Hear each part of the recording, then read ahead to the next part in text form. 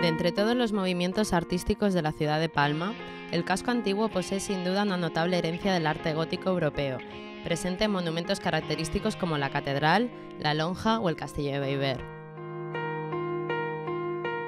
A medida que nos adentremos por los callejones de la ciudad vieja, iremos descubriendo pequeños tesoros de la arquitectura medieval, así como grandes construcciones religiosas y civiles pertenecientes al arte gótico.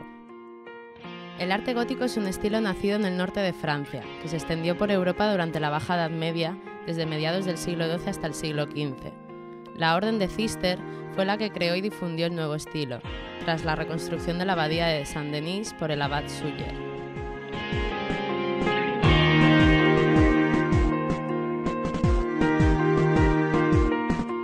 Consiste en una arquitectura sobria y austera, pero ante todo muy luminosa. La luz se convierte en la característica principal de un estilo arquitectónico, que perseguirá la verticalidad y la luz, reflejos de la divinidad. Cuando el conquistador llega en 1229 a la ciudad de Palma, halla una ciudad musulmana con 7 mezquitas. Ellos introducen el cristianismo, introducen el feudalismo, de cierta manera, y unas nuevas formas de entender la vida y unas nuevas formas de hablar, la lengua catalana. Es necesario organizarlo todo. Ello se organiza de la siguiente forma. En primer lugar, se establecen 9 parroquias. ¿Cuál es el estilo que está predominando en este momento en Europa? Es el gótico. Desde París se ha extendido hacia el resto de Europa. Este estilo constructivo tiene como características el ser un arte en el que predomina la búsqueda de la luz. La luz hace que se eliminen los muros. ¿Cómo se puede conseguir realizar esto? A través de un sistema de una estructura. Los arbotantes trasladan el peso de las bóvedas de crucería a los contrafuertes laterales y a su vez las bóvedas de crucería están soportadas en el interior por columnas.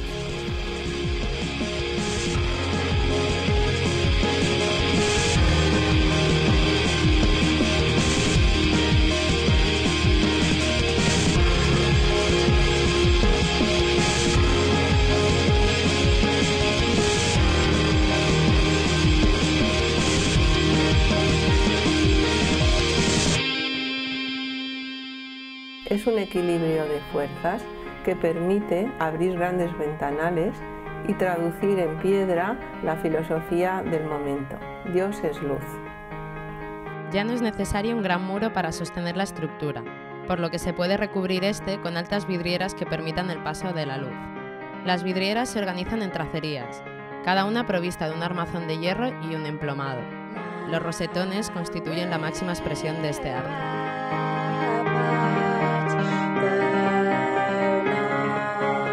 Combinando elementos arquitectónicos como la luz y la verticalidad con el sentimiento religioso de la época, las catedrales se convierten en la casa de Dios en la tierra y el lugar donde los hombres de la Edad Media se encuentran con el esplendor y la majestuosidad divinas de los que hablan las Sagradas Escrituras.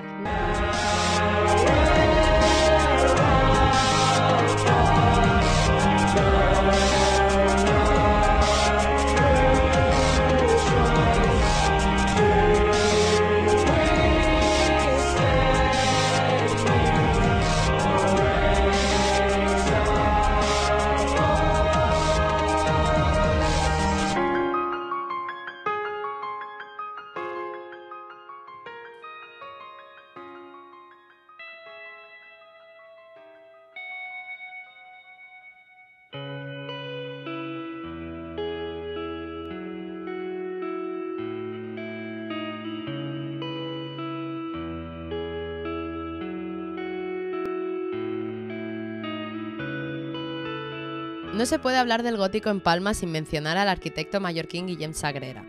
Influenciado por las escuelas francesas, supo labrarse un particular y novedoso estilo que plasmó en edificios emblemáticos de la ciudad, como la Catedral o la Lonja, y en el extranjero en grandes ciudades como Nápoles o Perpiñán.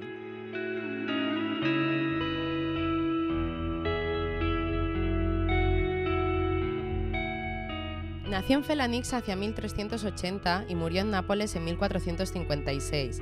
En compañía de su padre, trabajó en el portal del mirador de la Catedral de Palma como escultor, trasladándose a Perpiñán al finalizar esta obra. En la ciudad del Rosellón recogió influencias del gótico francés, que le servirían para convertirse en maestro de obras de la Catedral de San Juan el Nuevo.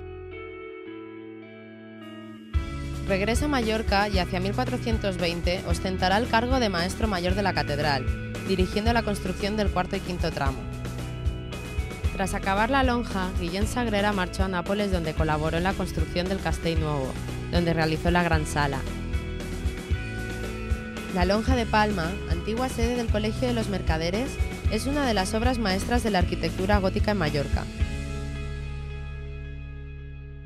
En el siglo XIV, que se empieza a pensar en la construcción de la lonja, el comercio en Mallorca adquiere una importancia fundamental en la economía, porque era un puerto de referencia y por lo tanto el auge de los mercaderes que intercambiaban y negociaban mercancías propias de la isla, pero seguramente más las que arribaban de puertos lejanos, hizo que los gremios estos adquirieran, como digo, un auge muy importante. Entonces, en ese momento los mercaderes fue cuando encargaron a Guillén Sagrera su sede social y de transacciones comerciales, de forma que fuera un edificio representativo de ese poder económico.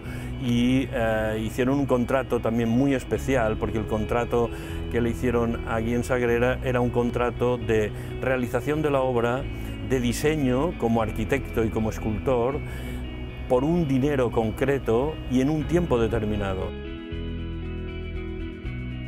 Este tipo de contrato no era habitual en el siglo XV, cuando la construcción de iglesias y catedrales se prolongaba durante siglos, subvencionadas mediante las donaciones de los feligreses y miembros de la nobleza. Esto condicionó la construcción de la lonja, que a diferencia de iglesias o catedrales construidas por tramos, se levantó en su totalidad del suelo al techo. La lonja es un edificio construido con lo que llamaríamos el sistema de fábrica de muros, bóvedas, arcos y pilares. La diferencia fundamental respecto a los métodos constructivos actuales es que es un sistema tradicional propio del gótico y propio de construcciones tradicionales, que es que está en movimiento y que funciona siempre por transmisión de cargas y no por, como en las estructuras actuales, en sistemas rígidos de las estructuras, dijéramos, de hormigón o de hierro, que se quiebran. El edificio es de planta rectangular y forma un único espacio. 6 pilares sin base ni capitel y con estrías helicoidales ascienden hasta desplegarse formando los nervios de las bóvedas. Desde la clave, los arcos se introducen en el muro, el cual conduce todo el peso de la bóveda hasta el suelo, sin necesidad de arbotantes y contrafuertes externos. Cuando se construyó la lonja, toda la parte de relleno de la cubierta se hizo con vasijas y hemos llegado a calcular que podría haber más de 1000. Es decir, que fue... y las vasijas hacían una función de aligerar la cubierta para no cargarla de material. Los muros están rellenos de mampostería y son macizos y tienen un espesor de 1 metro, y es bueno que allí tengan este peso y estas características, pero en lo que son la cubierta, las bóvedas, el cargarlo innecesariamente pues es perjudicial para los pilares y para la transmisión de cargas, y entonces este sistema tan sencillo de aligerar mediante vasijas que están vacías, que están llenas de aire, por decirlo de alguna manera, pues era habitual en el gótico, y esto realmente se ha podido comprobar que fue así en la lonja.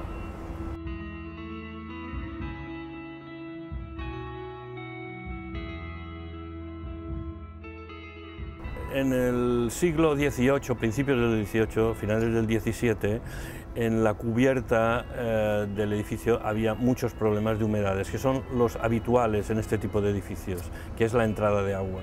Entonces, después de varios informes de maestros de obras y expertos, se decidió el hacer una cubierta de teja encima de la propia cubierta original que había dejado Sagrera.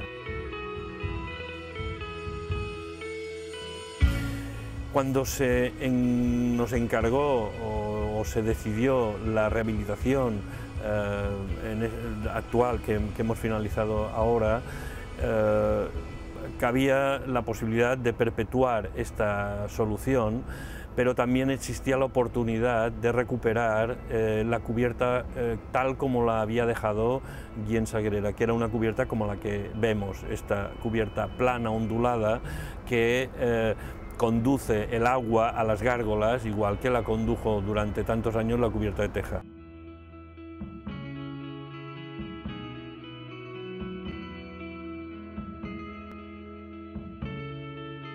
Bien, la intervención que hemos hecho ha sido una intervención que llamaríamos integral del edificio, de restauración integral del edificio, que afecta a los exteriores, tanto fachadas como cubierta, como a los interiores, las bóvedas y los muros perimetrales y pilares.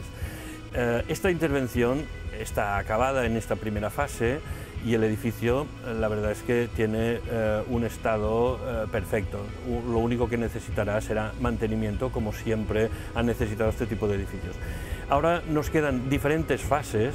Una primera fundamental, que es para que el edificio pueda funcionar y pueda tener un uso tanto para lo que podríamos decir eventos, exposiciones y sobre todo para su visita como edificio y como monumento.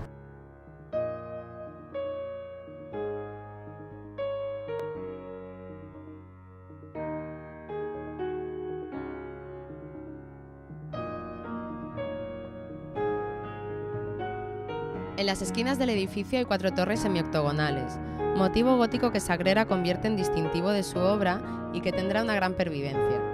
De menor tamaño, las torres se repiten dividiendo en 3 lienzos las fachadas de acceso y en 4 las laterales, que coinciden con la distribución de columnas en el interior.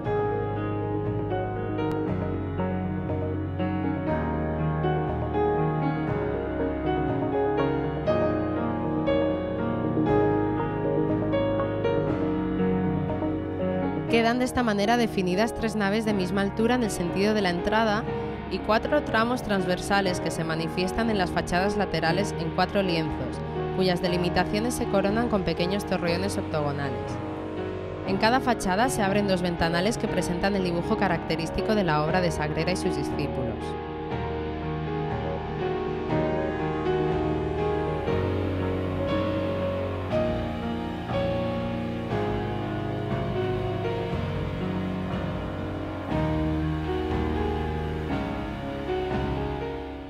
Capítulo aparte merece la decoración escultórica del edificio, la mayor parte debida a Sagrera o diseñada por él. El ángel custodio, patrón de los comerciantes, constituye una de las más bellas esculturas del gótico mallorquín. Situado en la puerta principal, llaman la atención sus enormes alas y su gran tamaño.